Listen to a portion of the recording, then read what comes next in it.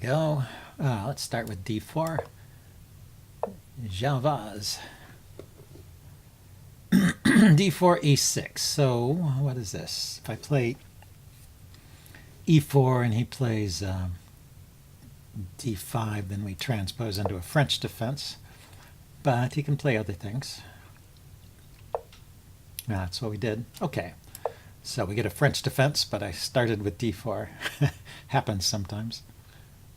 If I wanted to stay in d4 territory, I could have played c4 on move 2 instead of e4, but it's kind of the most principled thing to do, to put a second pawn in the center. So he's going for the Rubinstein variation, where he takes. I think I can just develop here. Maybe get a pin on this knight at some point. It's challenging this knight. See, if I defend it with the bishop, he might consider knight to b4, attacking the bishop. Let's just take then.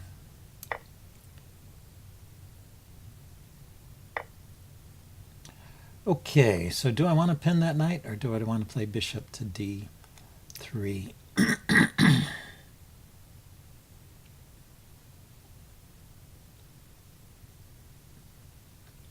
Yeah, I think bishop to d3 is the better plan. So let's start with c3. I don't have to worry about blocking in the knight that was over here. And he did have some pressure on this pawn, but the main problem with bishop to d3 was, I think, knight b4. We can check that out. I mean, after knight b4, I would have had the check, I guess, and drive the knight back. But I think this is not too bad. I get the bishop developed, and I don't have to worry about knight b4 in the future. And I have active squares for my pieces. I'm thinking about bishop to g5 here now that this bishop has taken away some of the squares of the queen. Isn't the queen trapped here? After bishop d3. Yeah, I just played bishop d3, the previous move that took away the g6 square from the queen. So after bishop to bishop to g5, where is the queen going? There. It can come forward. No. There, or back. It's dead. It's dead, queen. Unless I'm missing something.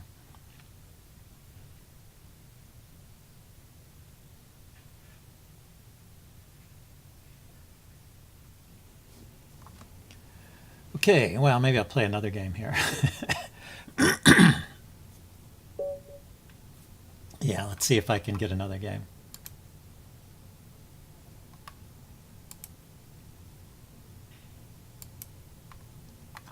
So we'll consider that one just a little teaser.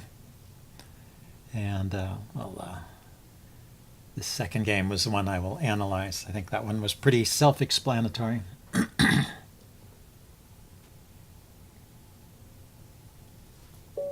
Here we go, cat ice. So let's see, let's play the Scandinavian. He takes. See how he plays this. Just develops. So that's fine. I can take the pawn back now. I mean, just developing is good for white. That's a fine way to play it. Let's see. I can't play e4. His knight is covering that. And if I mean e5, and if I play e6, it blocks on the bishop. So let's get the bishop outside the pawn chain first. Then then I'll play e6. This c3 move is not strictly necessary. You could have gone d5 immediately, and that's the more, or d4 immediately. That's the usual way to play it. So instead leaves white with the option of playing c4 instead of c3. But a lot of times you want the pawn on c3 anyway. So I think there's nothing wrong with what white has done, even if the move order is a bit unusual. Okay, let's drop back and see if he wants to play g4. Now he just wants to provoke the trade. That trade is okay. That's kind of one purpose of putting the bishop out there, is to allow that trade. And now, what do I want to do about his knight?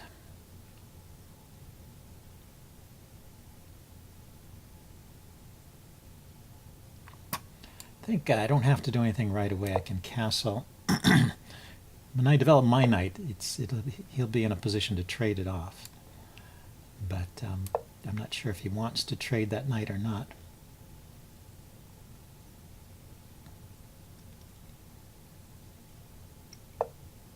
He just goes back. Yeah.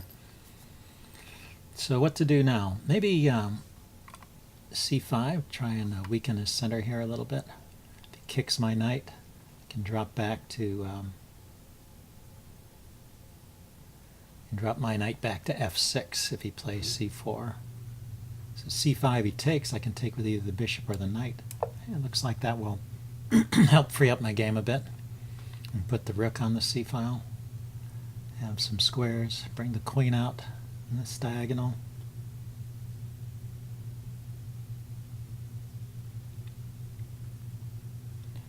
Have some slight edge in development, maybe more than slight actually. He hasn't developed two of his pieces here, but he gets one out now. So if I play queen to b6, am I threatening to take that pawn? Not really.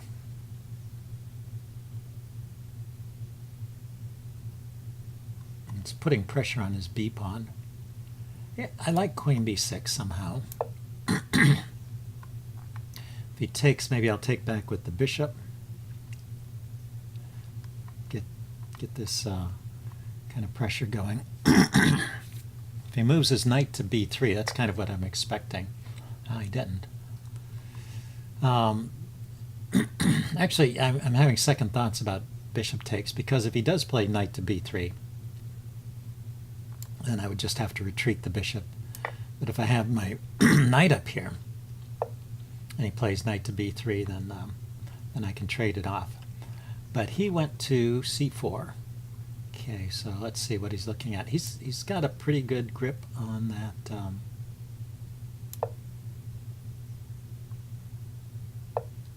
Yeah, on that d5 square.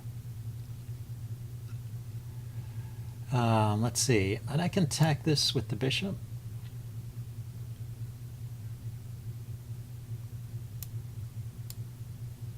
Yeah, this knight also protects this knight.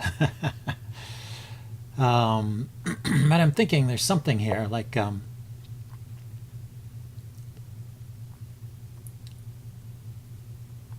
yeah, there should be something here. So knight takes c3, hits the queen. The queen moves.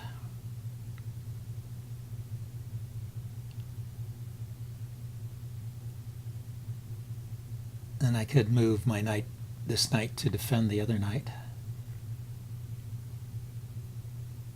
Knight c3, the queen moves, the other knight goes to e4 there, and I'm threatening to take his knight.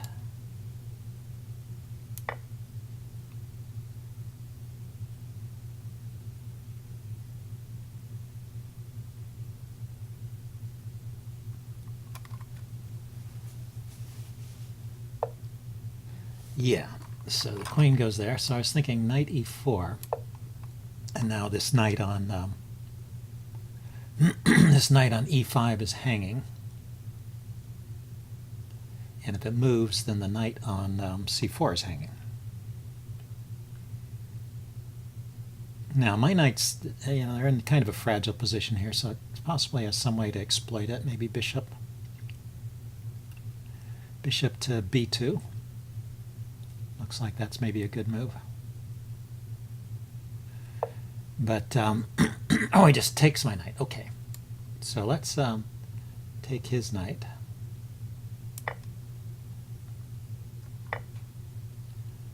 And then take this knight.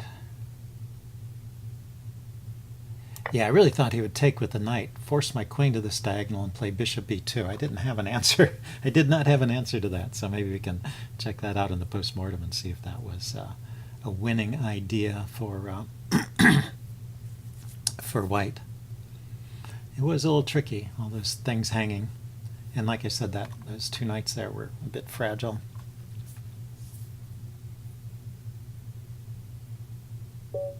Okay, he resigned there, so I will upload this one and do a postmortem and see you guys later. Bye.